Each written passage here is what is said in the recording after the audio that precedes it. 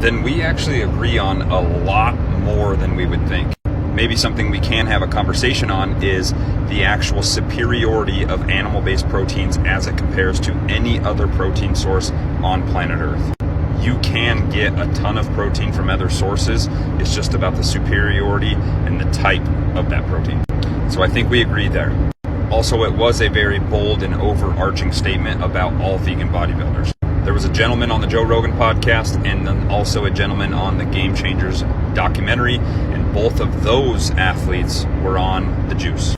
I would just say it's more difficult, not impossible, it's more difficult to actually put on the mass needed without the animal source proteins. And having said that, if I'm being completely frank, I am a huge animal lover and I am a softie when it comes to those animals. I am very aware and emotional about the actual well-being of certain animals.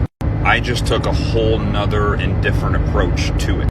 In my experience, I found the most ethical way for me and my family to source our protein needs is from two different ways.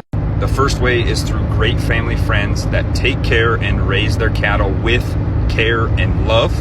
They process their cattle and it's not in a factory farm setting. That is where we get a good chunk of our protein needs. And number two, I've been a hunter for as long as I can remember.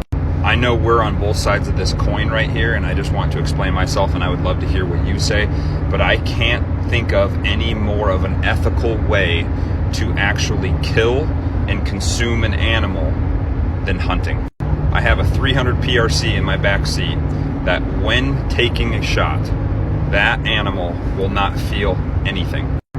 Nothing. Absolutely nothing. And as a man, as somebody that provides, it is a great feeling to provide for your family the things that we need to live. I actually think it's like the best feeling ever. Now, when there is a bad shot taken, do I have emotions? Yes. If an animal has to suffer, do I feel absolutely terrible? Yes. But at the end of the day, it's for consumption. It was put on this earth to be consumed.